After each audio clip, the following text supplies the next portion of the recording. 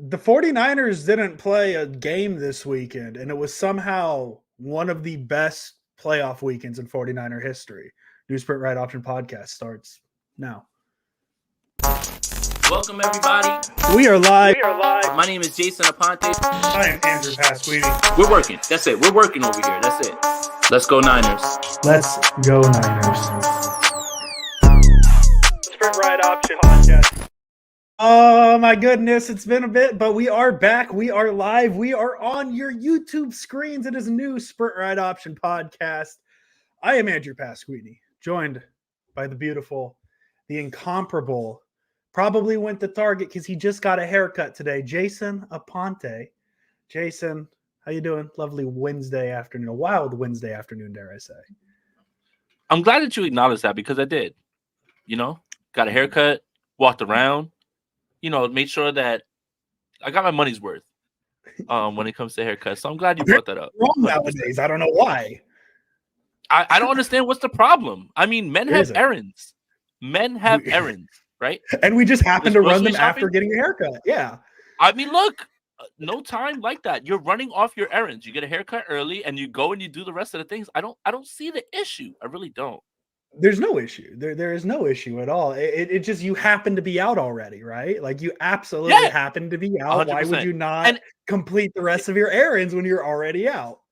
It's time efficient too. Like we only have how many hours within a day? So you go, 24. You knock one thing off the list, you knock the next thing off the list, and then sometimes eating food is on the list. Like all of these things are on the list that you have to do. I don't understand why it's now a problem. It just happens to follow after a haircut. That's all. Like that's really the only thing that ties those things together. Jason, I've missed you. It's been a week. It's been we didn't talk after the Niners lost to the Rams, which I think means that game never happened. That's just the rules. The streak is still alive. The Niners have owned the Rams, but we don't need to talk about that. We have other teams' demises to talk about that I'm sure we're feeling good. Axel, thank you very much. Target with a fresh cut is dangerous business. It is. It really is. Target's what's up. We all know what's up at Target. Jason, the Pasquini and Rivers show. There we go. We love that, Dylan. We've missed you. We've missed all of you guys. Yeah. It's been a fun weekend. I thoroughly enjoyed the football over the weekend, Jason. I'm sure you have some of the same thoughts. We're not here to talk about the AFC side of things because the AFC side of things, Niners don't have to worry about that until there's only one team left in the NFC or the AFC. There's currently 4 teams left in the NFC.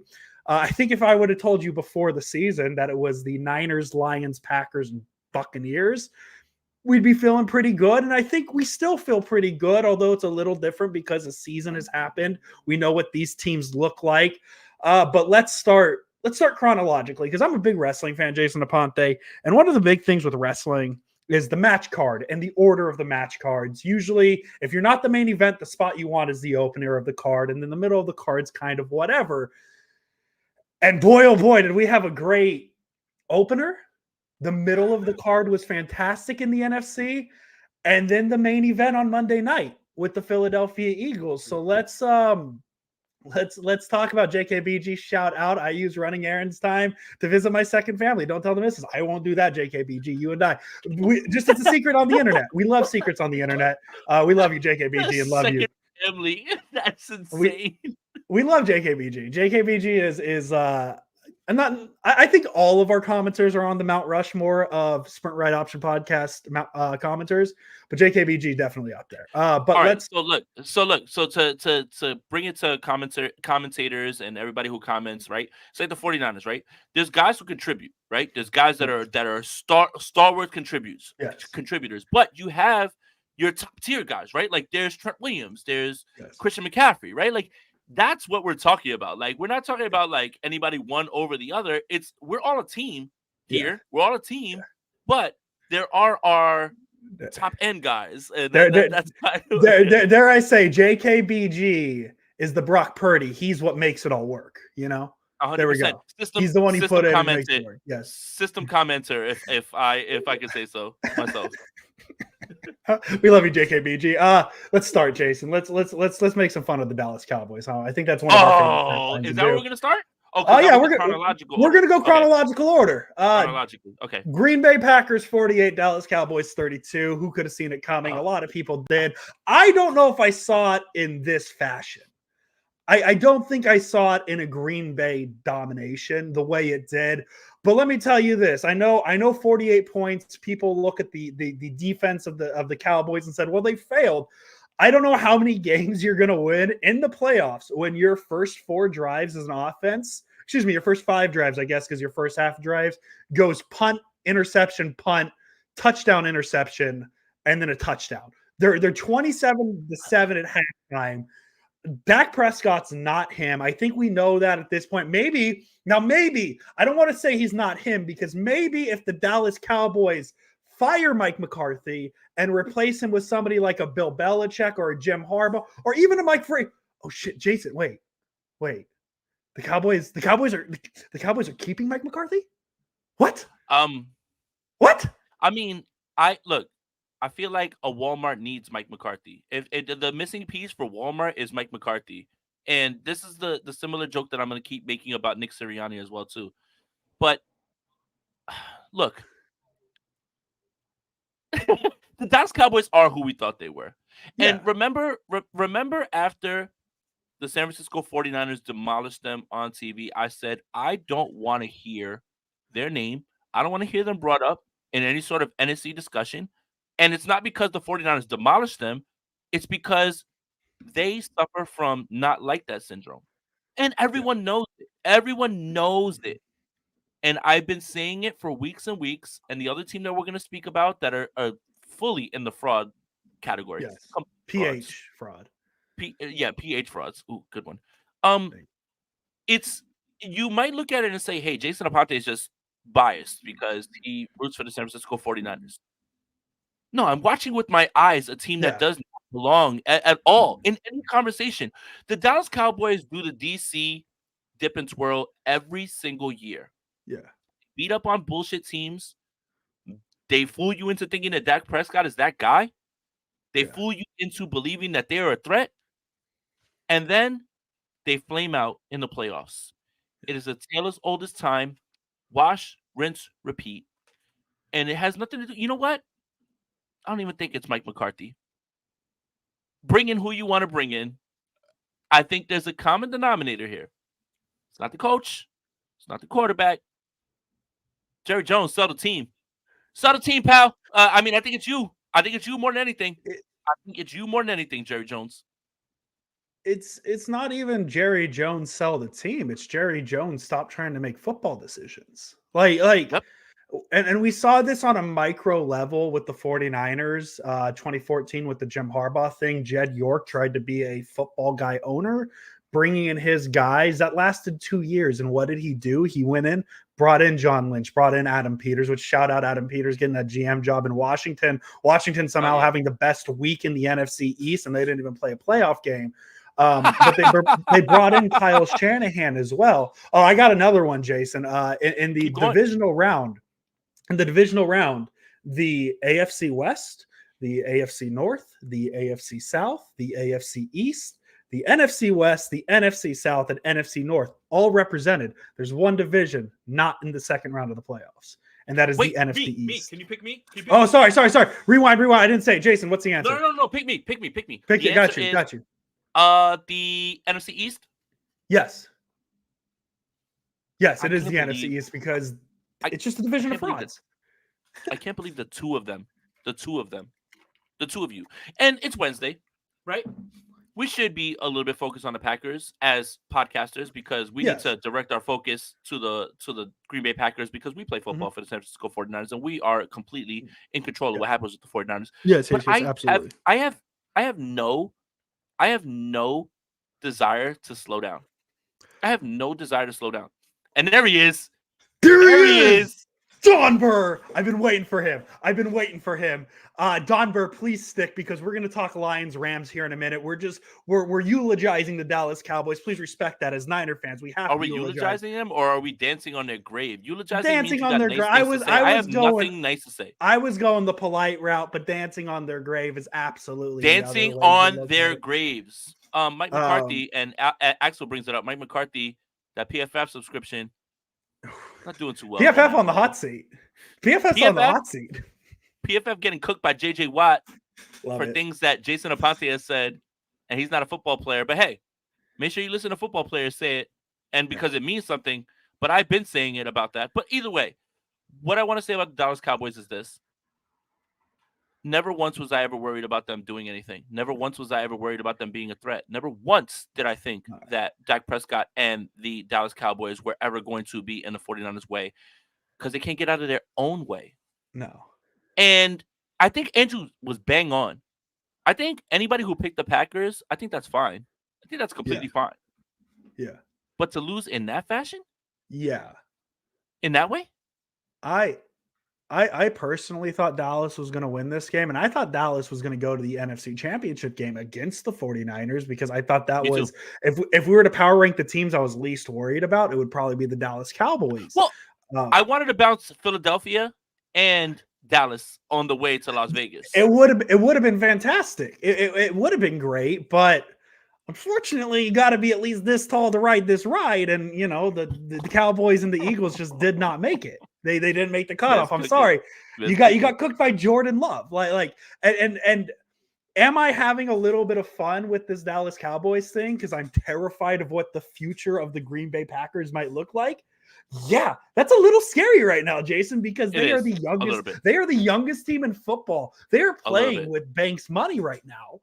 And here they are in the divisional round with a chance to go to an NFC Championship game, which ideally does not happen. Right? Because that would include a Niners loss. But man, I'm enjoying this Cowboys loss because the second the pick six happened, you could have turned the TV off. You weren't going to miss anything. I guess we can make the joke of like, well, how bad can Dak Prescott be? He threw for 403 yards and yada yada yada. The second half, the entire second half was garbage time. And Green Bay didn't let up. Green Bay opening the second half with touchdown. Like the Cowboys quit. And that's what it is. I think after the pick six, they lost a lot, and now they're deciding to bring back Mike McCarthy.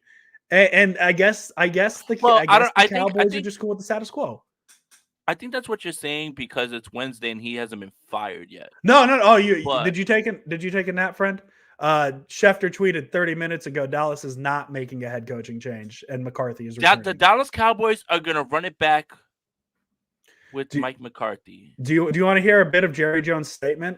Quote, I believe this team is very close and capable of achieving our ultimate goals, and the best step forward for us will be with Mike McCarthy as our head coach. This is a great benefit to continuing the team's progress under Mike's, what progress? They lost in the divisional round last year, this year, the wild card. That's not progress. I'm so happy. Leadership as our head coach, blah, blah, blah, yada, yada, yada. We like Mike McCarthy, blah, yada, yada, yada. So McCarthy is confirmed staying in Dallas. I'm so happy. That's why I'm saying he's staying in Dallas. I'm happy for the Dallas Cowboys. I'm sad for Walmart because Walmart could have had themselves a great shift manager if they would literally make the move. Walmart is this close to overtaking everybody, this close. And I think Mike McCarthy is the final part. Nick Sirianni might be the final, receipt scribbler.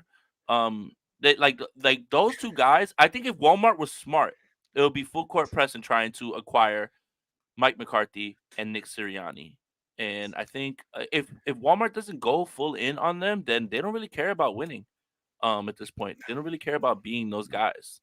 Mike McCarthy coming back. Dallas, are you insane? Yeah. Are you insane? Insane? Because all right, look. Outside of me, making fun of the Dallas Cowboys, dancing on the grave, all those things, to have that team that unprepared, and like that at Jerry's World. You know who was the last team to beat the Dallas Cowboys in Jerry World? Jimmy Garoppolo and the San Francisco 49ers. I couldn't imagine having a coach that had that team prepared in that fashion for that big of a game because every game is the biggest game. Couldn't be the 49ers not playing because this weekend the Peasants had to play. But good God, man, Dallas. You know what, Jerry Jones, stay forever. Stay forever. Don't ever leave.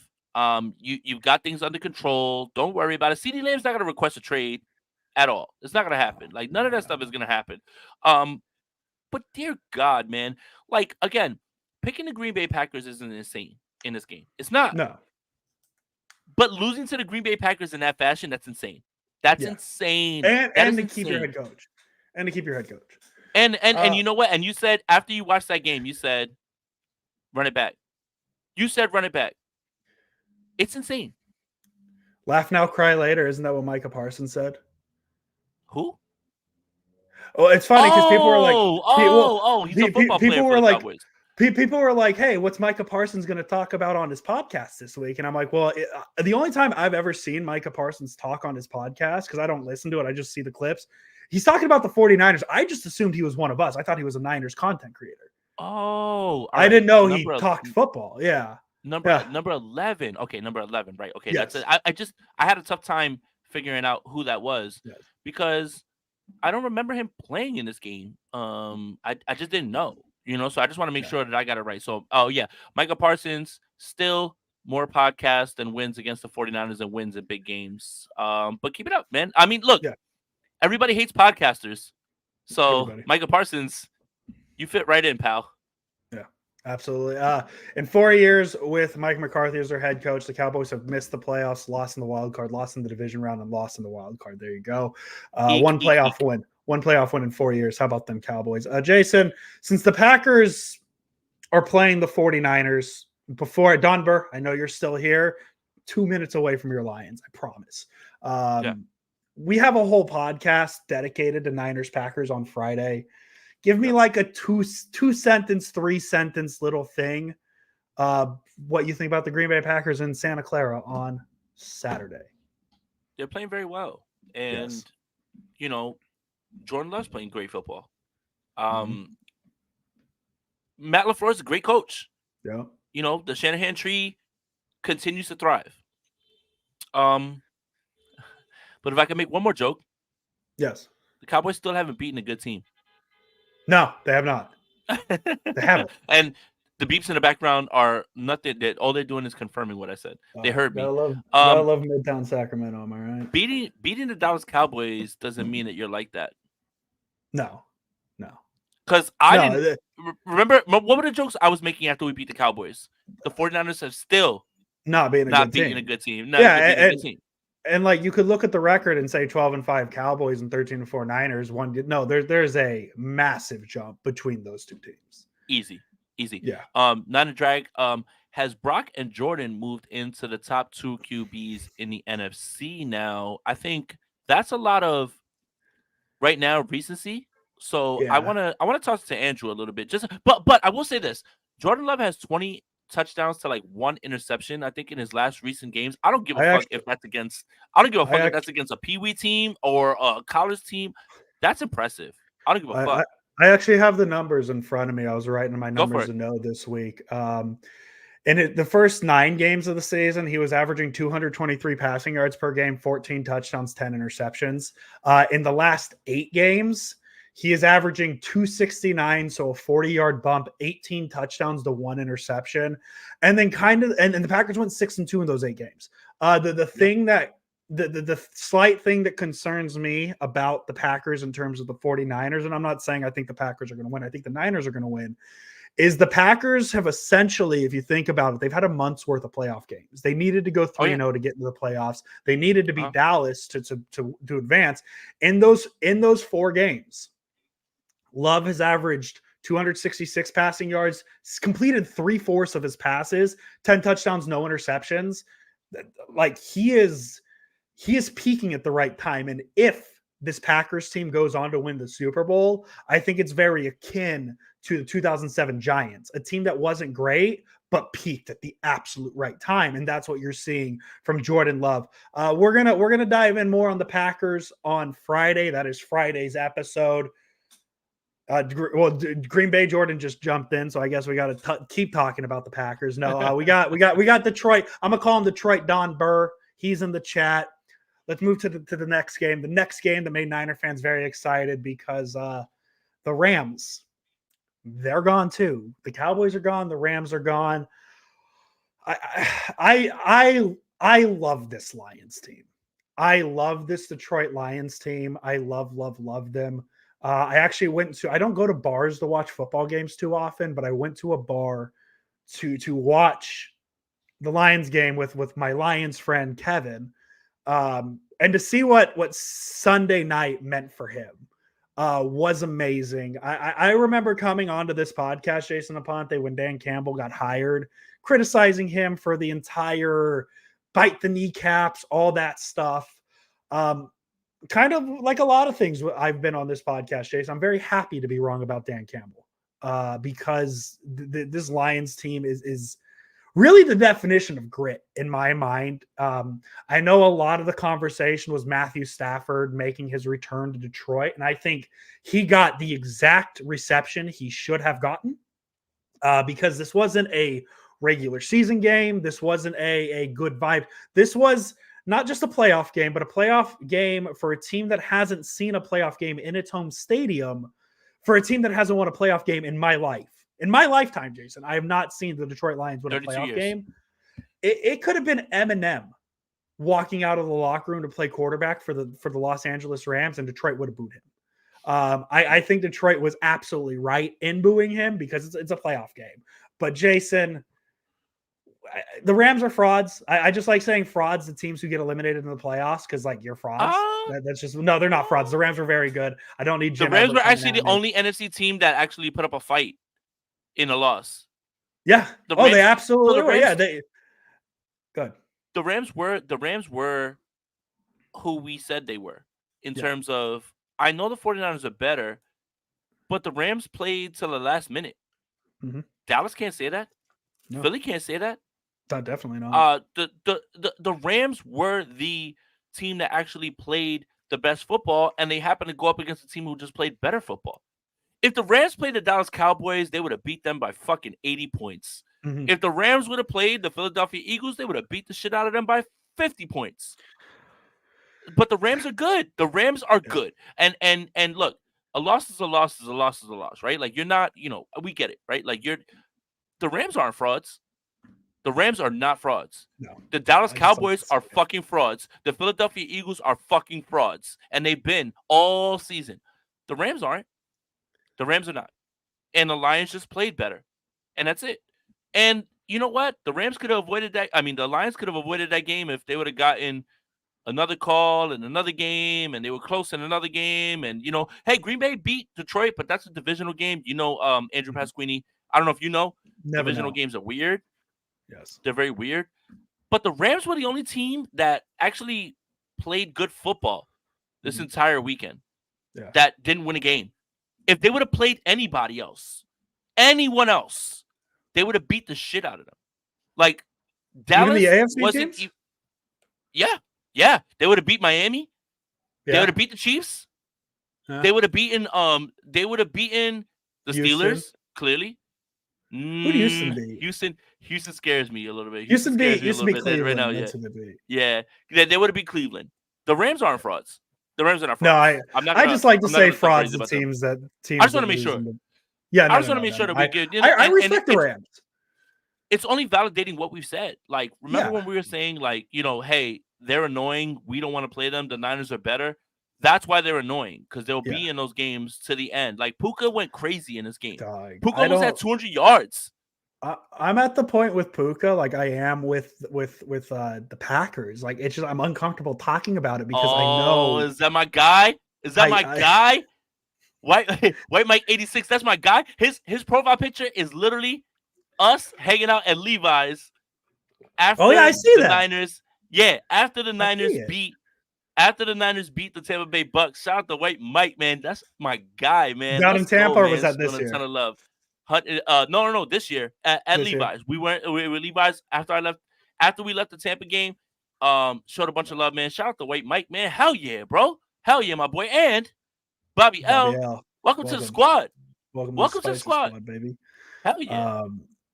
I'm at a point with Puka Nacua, like I am with the Packers, where it's like he's going to be so good, and the Niners are going to have to deal with him for the next 5-6 years, and I'm not looking forward to it. I want to shout out Jared Goff though. Real ones knew. Real ones knew that this was the Jared Goff revenge game, not the Oh yeah, Matthew Stafford revenge game. And I'm yeah. sure you want the second half You to can't go get a little. revenge. You can't get revenge on a team that sent you to a better situation.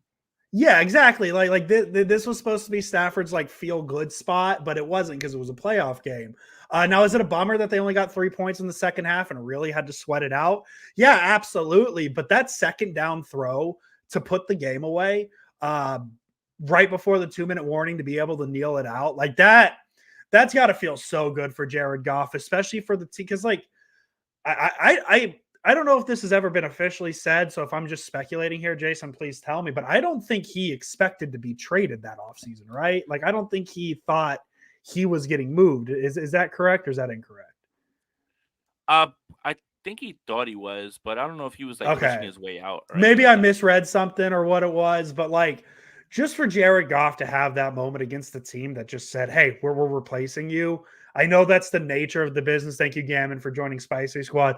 But just seeing what he has turned into after a lot of people said, "Oh, he's going to Detroit," like they're to a new head coach, Dan Campbell. He's just going to kind of how long are we going? He was traded and people were already replacing him.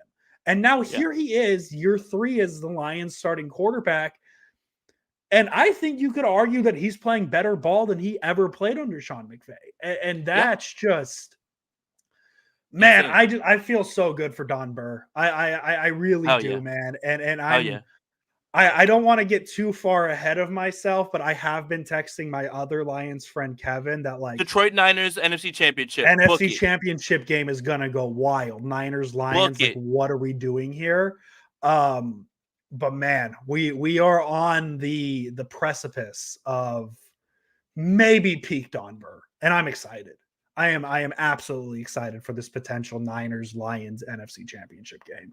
And I think I'm I need extra that. excited too because all year we've been talking about the potential Eagles Niners, Cowboys Niners NFC championship game, and the Detroit Lions are the only one standing of the 3. Like that's just what's amazing. The NFC all year, at least at the start of it, the season started obviously. It was, hey, here are your 3 best teams, Jason Aponte. It's the San Francisco 49ers, it's the Dallas Cowboys, it's the Philadelphia Eagles. Those are your top 3 teams. And then you get to the Detroit Lions. They're in that next tier. Well, that next tier is the only one standing out of the other 2. So shout out Detroit, shout out Detroit. Don Burr, were you at the game? I don't even know if you're from Detroit. I like to assume that like you're a season ticket holder who loves the Lions, and I know you love the Lions. Were you at the game? If you're still there, I just want to know if you were. If you weren't, that's fine too, because I'm just as happy right now for your Lions as I was Sunday. I've thought about that more than really any other game, to be honest, because I like the feel good stories. Seeing the Lions do this has been amazing.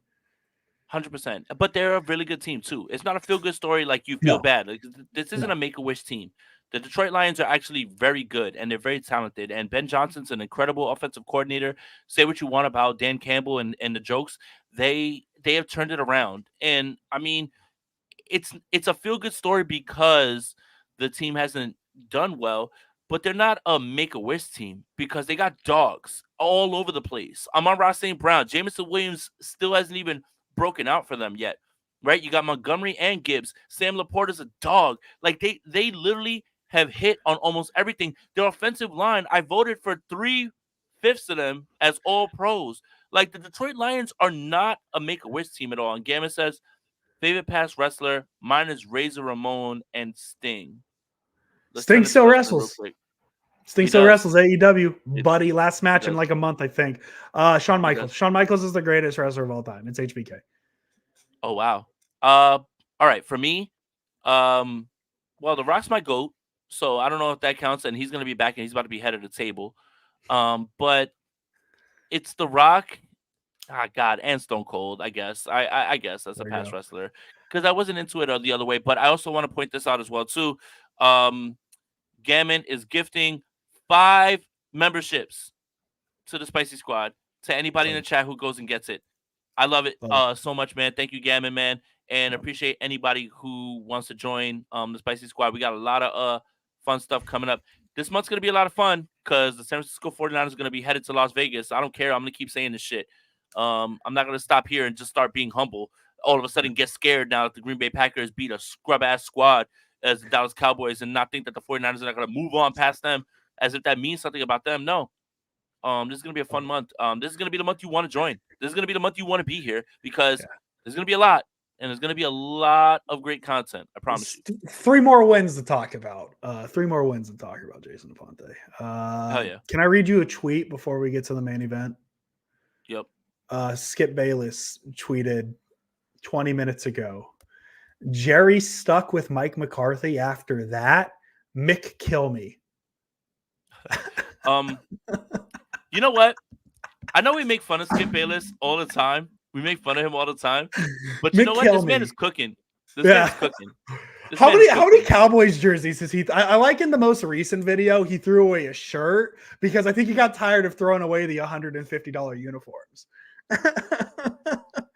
Look, that man after the pick 6 said, "Get rid of Dak Prescott," in all caps. In all caps.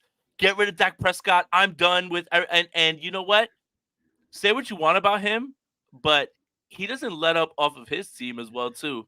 He's lucky. He's very lucky that Shannon Sharp moved on to greener pastures, because Shannon Sharp was going to absolutely destroy him if they were on the same show, like the same exact show. Shannon Sharp is essentially what Stephen A. Smith is on First Take in terms of being the Cowboy hater. Because when the Cowboys lose, we all shift our focus to Stephen A. Smith. So Stephen A. on First Take, he's tenured. He gets to say whatever he wants. But God help Skip Bayless if Shannon Sharp was still on that show with him, man. Oh, my God, he would have lost it. Wait. Stephen A. Smith can say whatever he wants? No way. The guy who went on a podcast and said everything he said about Jason Whitlock can say whatever he wants? Whoa.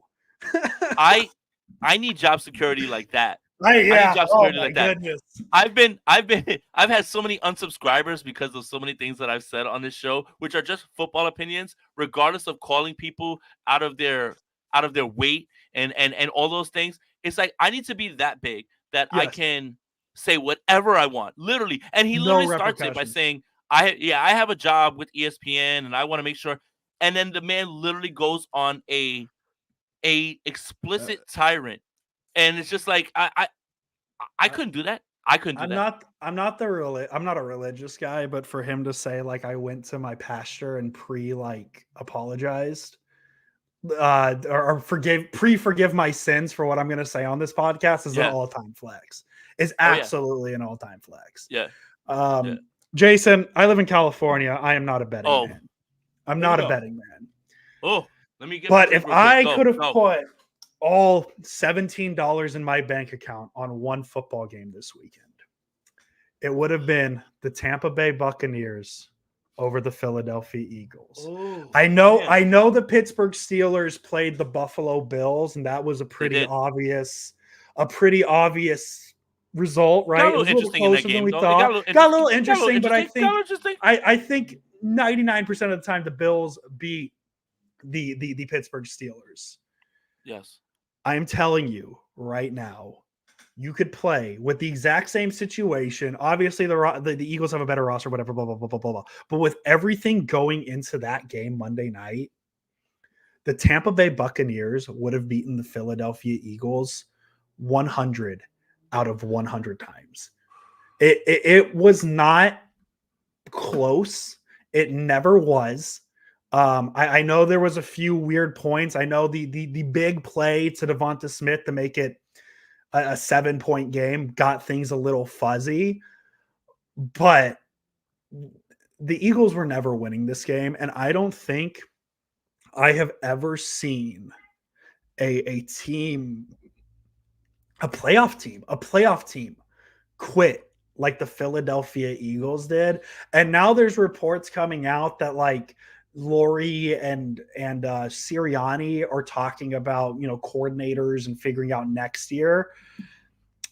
I think that Nick Sirianni should have been fired before Mike McCarthy. And it seems like both are saying, but I don't know how anybody in their right mind could bring Nick Sirianni back after seeing how quickly that Eagles team quit on that coaching staff. Oh, Andrew Pasquini. Sometimes it's hard to podcast. Sometimes it's hard to come up with things to say. Sometimes it's hard to, get in front of the camera because football's hard.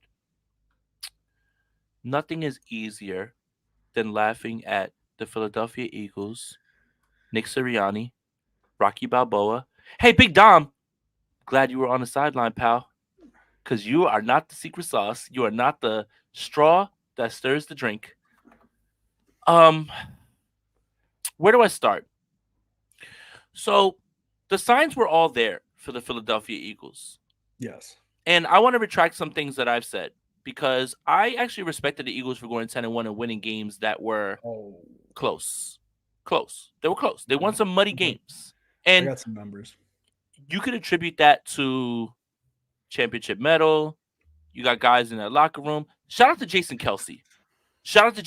What a career. Yes. What a career. What a career. What a career, buddy. You're going to go to Canton. No one here teams don't lose because of their center. But nobody could have had a better center for the duration that you've had than him. So I want to make sure I get that out about Jason Kelsey. Yes. But the signs were there. You struggle with the New England Patriots.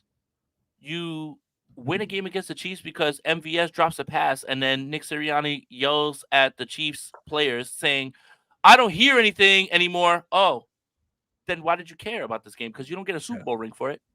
The Buffalo Bills would have won a game if Gabe Davis runs the right route. It was all there. It was all there in front of you. I also want to take a bit of a victory lap. Just a small victory lap. And Joe, we don't play for the 49ers. Yeah, we don't play the Packers. We don't play the Packers. Joe, we'll be focused on the Packers Friday. Sprint Right Option Podcast, 5:15 p.m. wherever your YouTube channels. It's Wednesday. I came in my Sunday best to dance on the Eagles and Cowboys grave. Yes. Joe, if you got an issue with it, I get it. But I'm not stopping. Okay. When I said that Jalen Hurts was a one-read quarterback last season and I didn't think that he could play from the pocket, everyone just said, oh, my God, look at it. Yeah? Well, Shane Steichen leaves. Now the offense can't do anything. A.J. Brown's not the reason that this team lost 32-9. A.J. Brown coming back doesn't make this game any closer. No. The Philadelphia Eagles are fundamentally not a good football team on defense and on offense. And I went down their list of where they rank in the NFC in terms of defense. They're 13th, 15th, 14th. There's 16 teams in the NFC. They are literally at the bottom of everything. They're literally at the bottom of everything in the NFC. I am going to sit here and I'm going to laugh at them 100% because all they do now is they're turning to this. Well, you haven't won a big game. Neither have fucking you. Nick Foles, that might as well have been 12 years ago. Who cares? And Jalen Hurts, you got to sit. You got to sit now with this team. You have to be there because his dead cap hit. So where does this go from here, Philadelphia? Could it be possible, Andrew Pasquini, might it be possible, viewers of this podcast, that the Philadelphia Eagles were a one-year wonder? And they were a team that when things went their way, everything was fine. They had good players. Lil Uzi had a nice little song. I just want to rock. All that, cool. Yeah. It's gone. It's gone. Yeah. You have been this team for 2 years. Unfortunately, it fell apart in a way that 30 for 30 needs to study. 30 for 30 needs to study this collapse. Imagine being 10-1. Imagine, Andrew Pasquini, your team starting 10-1. And then you finish the season 11-6. 11-6. And the one game that they won, the New York Giants were on the doorstep of beating them again. And then they lost. And then they lost to the Giants 2 weeks later. Oh, they did. I have no sympathy for the Philadelphia Eagles. If you think I'm letting up, I'm not. And it doesn't matter what happens to the San Francisco 49ers going forward. It could end in a Lombardi. It could end in an exit on Saturday. It could end however it ends. Yeah. It's way more embarrassing what's happening to you than anything. Yeah. Because you know who's not going anywhere? Yeah. Kyle Shanahan. This roster, this team, this culture. They would never put up 9 points in a fucking playoff game No. against Baker Mayfield. Andrew Pasquini, the 4 quarterbacks that are left. Talk about things that if you were talking about things that if I would have told you in September, the 4 quarterbacks left: Brock Purdy, Jordan Love, Baker Mayfield, Jared Goff. Those are your 4 quarterbacks left in the NFC. How do you not sit here and laugh at the Philadelphia Eagles because they fucking suck? They're so Well, bad. I don't understand how you can like look at it any other way. They fucking suck. you can laugh at the Cowboys for the same reason and the same quarterbacks. They have Dak Prescott. You could laugh at the Rams. They have Matt Stafford. And here we are. Here we are, the Eagles being the biggest failure of them all. And I think what makes it so much better is it was just so predictable. Like I was so giddy all of Monday to watch that game because I knew what was going to happen. I think everybody knew what was going to happen. I want to touch on a few points you made really quick. You mentioned Big Dom. I learned something about Big Dom today. Do you know do you know how long he's been with the Eagles? Don't care. He's been there since 1999. I just assumed he was brought in because of Sirianni. Nope. He's been there forever. So shout out Big Dom for job security. He'll have a job. Cool. He'll have a job longer than Sirianni will. Can I give you? I don't like to do these over podcasts. I like to type these out. I have a blind team test to give you. Go. I got 3 teams. One of them is obviously the 2023 Philadelphia Eagles. This is all these stats are through these 3 teams' first 11 games. The Philadelphia Eagles started 10-1. Their average margin of victory was 6 points.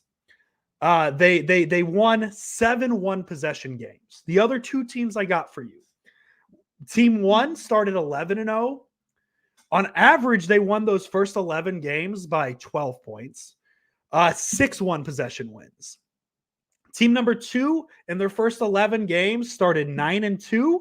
They had, on average, they won their 9 games by half of a point. And they finished with 8 one-possession wins in the first 11 weeks of the season. Obviously, we know the 2023 Philadelphia Eagles, 10-1, average 6 points per game win, 7 one-possession wins. The team that started 11-0 was the 2020 Pittsburgh Steelers, a team that a lot of people thought were very fraudulent.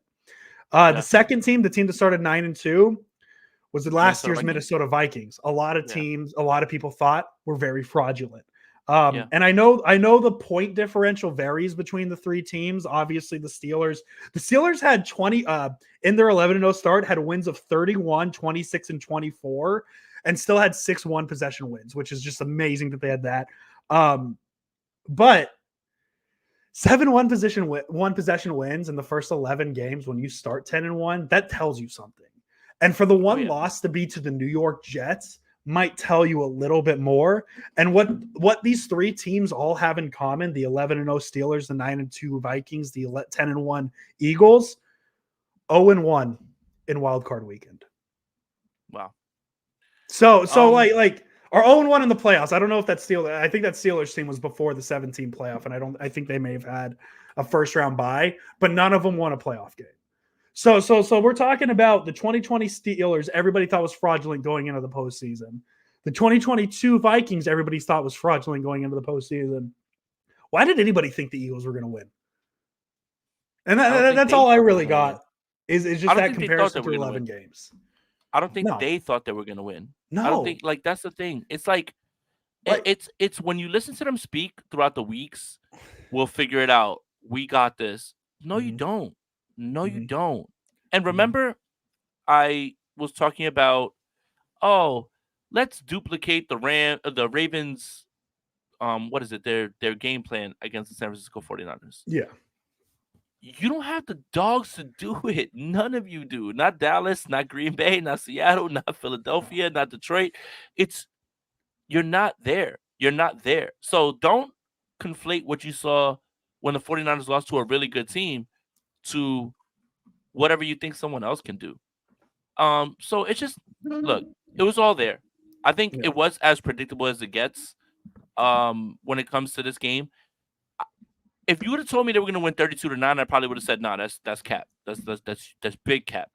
But that was the difference between those 2 teams, man. They just really were, and it's just, I I just don't have anything more to say about the Philadelphia No, Eagles other than I got I fucking told you. I fucking told yeah. you. I told you. Once the 49ers destroy you by 30 points, I don't give a fuck about you anymore. You're not in the conversation anymore. You're not in the conversation anymore. And you know what's funny? The 49ers lost to the Cincinnati Bengals, eliminated. Minnesota Vikings, eliminated. Cleveland Browns, eliminated. Baltimore Ravens are the only team that are still alive that have beaten the San Francisco 49ers. I don't care about whatever you have done. You can't beat the 49ers. And none of those teams, not Dallas, not Philly, neither of them had any shot at beating the 49ers because we saw it on film. We saw it. And the 49ers were going to have another week off. If Philadelphia wins that game, they go to Santa Clara, and I would have bet all $38 in my bank account right now on the 49ers. And We got like I've been $50 really excited. between the two of us. Yeah, hey, there you go. We should pool our money together at this point. And it's a tax write-off. IRS people, please don't keep watching. But it's literally right there in I'm gonna front raffle of you. those Like tickets off. it's oh man, you're rude. Oh man, you're rude. Okay. We're talking tax write-offs, right? Oh my god. Either way. The San Francisco 49ers were clearly the head of the table in the NFC. Damn, Andrew threw me off without Andrew threw me off without just a little bit. But it was all there in front of you. And you could probably look at us and say, oh, well, what would they know because they're biased towards the 49ers? Sure, we are. But your football mind should let you know the Philadelphia Eagles haven't played good football in 10 weeks. The Dallas Cowboys have literally lost to every good team they could have faced. It's just it's all bad, like across the board, like when it comes to everything with those two teams. So yeah. Final 2 points I got on the kinda, Eagles, and then we'll take Gam and say two final points. Yeah. I feel a little hypocritical talking about it because the Niners tackling issues. The Niners have missed tackle issues themselves, but just the missed tackles from Philadelphia, like that's a team that quit. Right, because like that was all effort. There was no because like the Niners missed tackles are like they're trying to wrap guys up and they're shifty, whatever. There was just no effort. And then the other thing I had just about Jason Kelce, really quick. I love Jason Kelce. I'm gonna miss him. Yep. The NFL needs more guys like Jason Kelce. Did you see the clip from last week from their podcast? Where a lot of people were like saying, "Oh my God, look how Travis Kelce, the little brother, like annoying Jason Kelce, getting him to walk off the podcast." And everybody kind of angled it as like a very funny thing.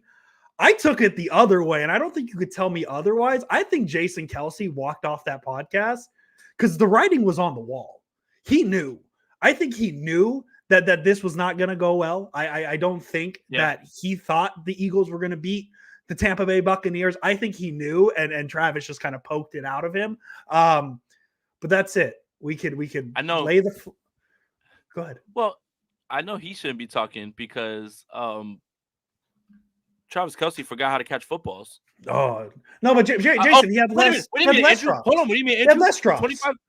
But hold on, 25 drops in the last 3 years. Is that good or is that that guy really commented and was like, "Oh, he only had 7 drops this year. He had 9 last year." It's like, yeah, well, percentages. He had less targets this year, higher percentage of drops, buddy.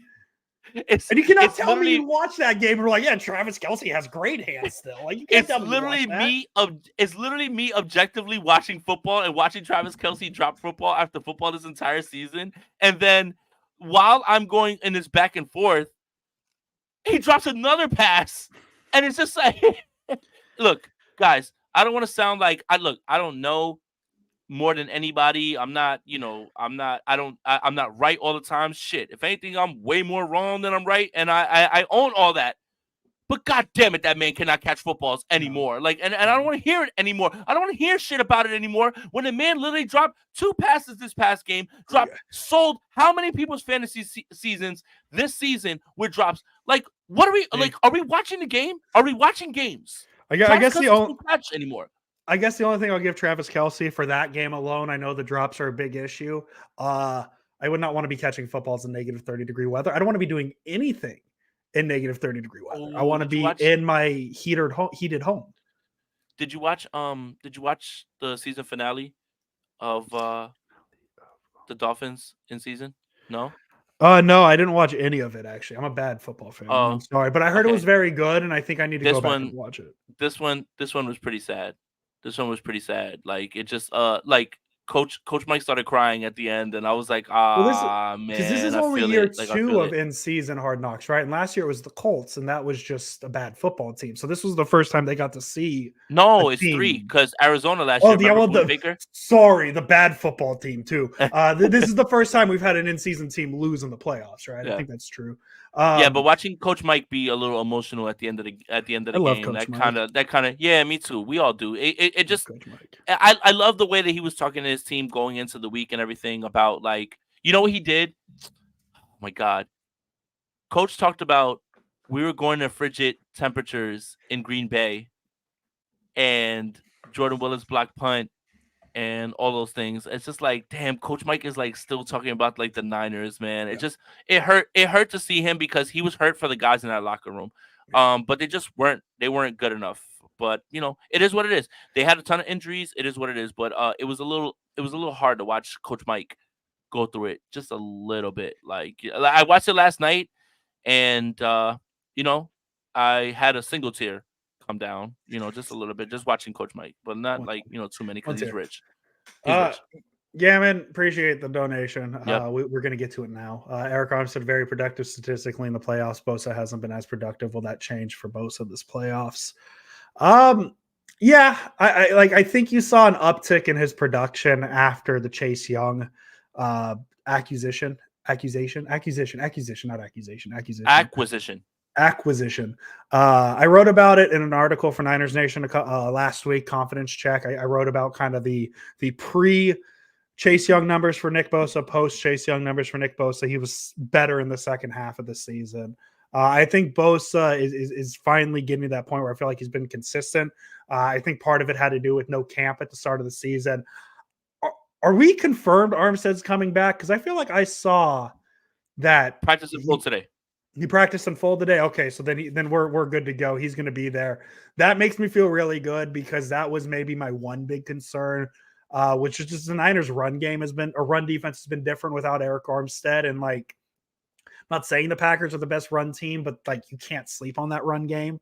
So really any help you can get, Armstead being back is going to help. And I just think Chase Young, even though the numbers wouldn't suggest it, because I think he had more sacks with Washington than he did San Francisco, I still think he's head and shoulders the best duo of pass rusher that Nick Bosa has had. You could argue D Ford. I think they're both in that same echelon, but we don't have enough evidence to say otherwise. D Ford, because of injuries, Chase Young's only been here for 8 games. Now, if the Niners can extend Chase Young at a discounted price because of how poorly he's played for the four, I don't want to say poorly, but like not to the expectation we expected, I guess would be the better word. That'd be A-okay by me. But I think Armstead coming back, not just going to be a huge boost for Nick Bosa, but just his run defense, because the run defense has had its issues since Armstead's been gone, especially the 230 rushing yards they gave up to the Arizona Cardinals. So I like Armstead being back. There's no way you can't. I mean, imagine being able to say, Andrew Pasquini on January 17th, you're starting 4 defensive linemen: Nick Bosa, Chase Young, Good. Javon Hargrave, Good. Eric Armstead. Good. Incredible. Yeah. Incredible. I mean, and they're rested. There's nothing more that you should shoot from this. But if we're talking about this right here, will that change for Bosa this playoffs? I think the impact goes further than the numbers. Yeah. If Nick Bosa forces the quarterback to get the ball out earlier and it turns into an interception, there's no stat for that. It's not a hurry. It's not a pressure, right? Like I just have a hard time judging defensive line play off of sacks and pressures alone. Yeah. And I do think you have to actually watch the games, because Eric Armstead got Drake Jackson 2 sacks in his first game this season, and Eric Armstead gets nothing for that. Yeah. I think it's all contextualized within the play, within the pocket, within what's happening around them. And Drake Greenlaw's fine. Drake Greenlaw's going to be fine. I'm not as worried about that at all. But I think it's hard for me to sit there and say Nick Bosa hasn't been productive in the playoffs when There's an argument in the 2019 Super Bowl, 2020 Super Bowl that he probably could have been MVP. Like he was like on his way to getting there, Yeah. like a little bit, like So it's I, hard for me to say that. But Eric Armstead's numbers in the playoffs, they jump, particularly against the Green Bay Packers. And I tweeted out that same number. So yeah, I mean, there's no way that you can frame Eric Armstead coming back as not helpful. I'm not sure how you can do that. Like no. again, this team is as healthy as they've been since week one. The only thing they're missing is Talanoa Hufanga, but you're getting both your starting safeties back. Henry Thomas has surgery; he'll be playing. You're getting Eric Armstead back. This team is ready to roll. And Andrew, I want to say one more time: no fucking excuses. No. No fucking excuses anymore. This is it, right? Like, if we're laughing at the Cowboys and we're laughing at the Eagles, you are literally getting your team right now to the level that they should have been at week one. And now the three teams that stand in your way in one way or another are inferior to you. Yes. No fucking excuses. No fucking excuses. As fun as it is to say the Cowboys and the Eagles lost, that just made these next 2 weeks that much more stressful. Because at least with the Cowboys, if knock on wood, the Niners had lost to the Cowboys in a playoff game, which hasn't happened recently, but like you could still say, well, they're the Dallas Cowboys. They won the NFC East. They're this good, blah, blah, blah. You lose to the Eagles. It's Eagles are good, talented Super Bowl team last year. It is what it is. Outside of the Detroit Lions, if you lose to any of the other two teams, it is an embarrassment. And I think even with the Lions, it is an embarrassment because there were three teams in the NFC that everybody thought was going to be at the top this season. I said it already in this episode. It was the Niners, the Cowboys, and the Eagles. The Niners are the only ones standing. If you lose at this point, it's not good. Obviously, it's the playoffs. It's not good, but at least if you lose to the Cowboys or the Eagles, it's okay. Well, those were the other two teams. None of those other two teams are here. And now, like, the worst case scenario, Jason Aponte, is Baker Mayfield coming into Levi's Stadium and leading the Buccaneers to a Super Bowl, right? Like that's worst case scenario. That is absolute worst case scenario. So that's where it is. Obviously, it's worst case scenario if the Niners lose any of these playoff games, but it's extra worst case scenario because of how wild card weekend played out. And then before you take Gammon's question, just real quick on I pulled up my article. I have the Chase Young numbers here. In the 8 games before the Young trade, the 49ers defense had 18 sacks on 330 dropbacks, which is a 5.4 sack percentage. That would be the second lowest if you put that over a whole season. Second lowest sack percentage of the Nick Bosa era. I'm sure you can guess the lowest sack percentage, which is 2020, the year the Niners lost. Kerry Hyder. Shout out to Kerry Hyder. Shout out Kerry Hyder. But in the 9 games since acquiring Chase Young, they have 30 sacks on 339 dropbacks and 8.8%. And if that 8.8% is carried over an entire season, that is the best sack percentage of the Nick Bosa era. Bosa had 3 sacks before Chase Young's arrival, 7.5 sacks in the 9 games after. So I know the question was about Eric Armstead, but Chase Young just as important. Gammon, this is a Jason Aponte question. There you go. Gammon says, post-playoff interview with Jair Brown. I would love that. Rooting for a 49ers player is easy, but being able to get up close and speak with a 49ers player like I did right after he was drafted at his day in Trenton, you really get a feel for the young man and you really root for him because he's very humble and he understands what's in front of him and he's not taking any of this lightly. I would love that. I think the easiest way to get a Jair Brown interview is to go through his mom, who he continually respects and is the one who kind of runs the show as well too. And it just speaks to the young man that he is. But I would love to talk with Tig again, follow up kind of on the things that we talked about before the season happened. But yeah, I hope so, Gammon. I really do. And what? I'm reading something. It's kind of breaking news. What the hell? Eric Branch just dropped an article. Trent Williams says he'll be back next season. Oh, whatever. I didn't expect. I thought maybe you win a Super Bowl, he's on his way out. But Trent Williams. Why? So all that means is the 49ers win back-to-back Super Bowls. There we go. But I didn't expect that headline. I guess maybe not breaking news, but Trent Williams saying, "Oh yeah, 100% he'll be back 2024." I think it was more so I didn't expect to read that sentence in this podcast, like during this podcast. Trenton Thunder, shout out to Trenton Thunder. That's the Yankees AAA team still, right? Correct. Trenton's his hometown, and that's the Jair Brown's hometown. He went to Trenton High School, and they had a day for him, and that was the day I was able to meet with him and interview him a little bit. But yeah, I mean, Trent knows what's up, man. He's under contract for another year.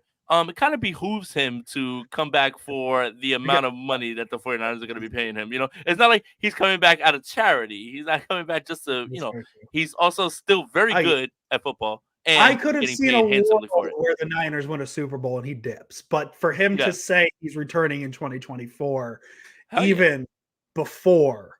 So run it back. After we hoist the Lombardi, hoist that shit again.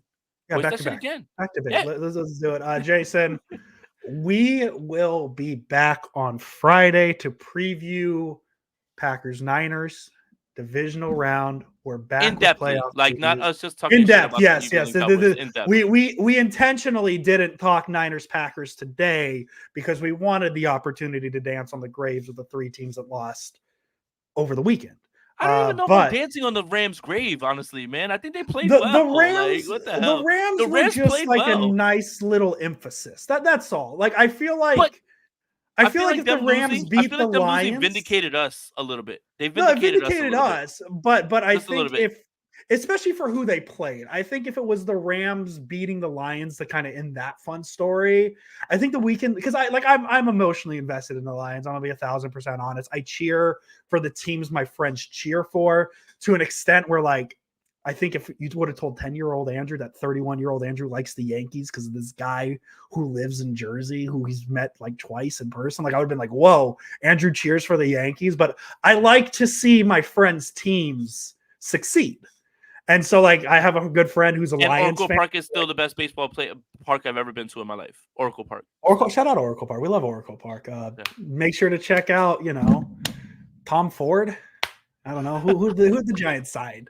I'm still waiting on the Matt Chapman news. Goes to Bay Area Bob. Where you at? Where's the Chapman news? Somebody tweet Bay Area. Goes to Bay Area Bob right now. Where's the Chapman news? We need it because I need it. I need the Chapman news. Where's the Chapman news? Bay Area Bob. Where is it, buddy? I'm still waiting for the Bellinger news too, to be honest, but I have a feeling that's going to be bad news. Giants base. The starting 9 of free agents out there could win someone a World Series right now. That's how many good players are still available in free agency. There's a lot of good and that's the thing, because the Giants missed out on Ohtani and who's the other Yamamoto, whoever the other guys were. They think it's bad, but if you can get me Bellinger and Chapman, I feel good. I feel good about the San Francisco Giants, but I always feel good about the Giants, I guess. I don't know, man. Who cares? I'm a sicko. I'm an insane Giants fan. I just man, Farhan's going to fix it one of these years. And hasn't happened yet, but he's going to fix it one of these years. I'm a Farhan guy through and through. Jason, we'll be back on Friday, man. Let's enjoy it. I know I saw some people asking us about what ESPN Milwaukee said. There's a lot of things that are going to be said. Mark Chimura was a mid-level tight end. We do not care. But you know what? I do want to tell 49ers Twitter this about that. Stop letting everyone rile you up. Morons are morons every single day. Morons are morons every single day. They say stupid shit every single day. What you need to do is be able to block out what doesn't matter. Yes. And I don't give a fuck what they said. They're morons. When you stop talking about X's and O's and you start talking about let's try to hurt the quarterback, you are a dipshit. And you are a dipshit who lives in Wisconsin, Mark Chimura. So I don't care. That shit does not bother me. It doesn't move me. It shouldn't move you. And it doesn't matter in the context of what's going to happen on Saturday when the 49ers win 38-21. Spoiler alert, San Francisco 49ers beat the shit out of the Green Bay Packers. I don't care. Mark Chimura, shut the fuck up. Blood, shut up. You are not on the team no more, and you don't know what the fuck you're talking about. Hit Brock Purdy? Who cares, Blood? Who cares? I mean, they've also like not seen his under pressure numbers because Brock Purdy's very good under pressure. No, yeah, like we've reached a point in sports media where people say things to get that 30-second clip on Twitter. So it gets, I don't think people realize that a retweet to yell at other people or say people are wrong is worth the same as retweeting to say they're right. You're amplifying morons.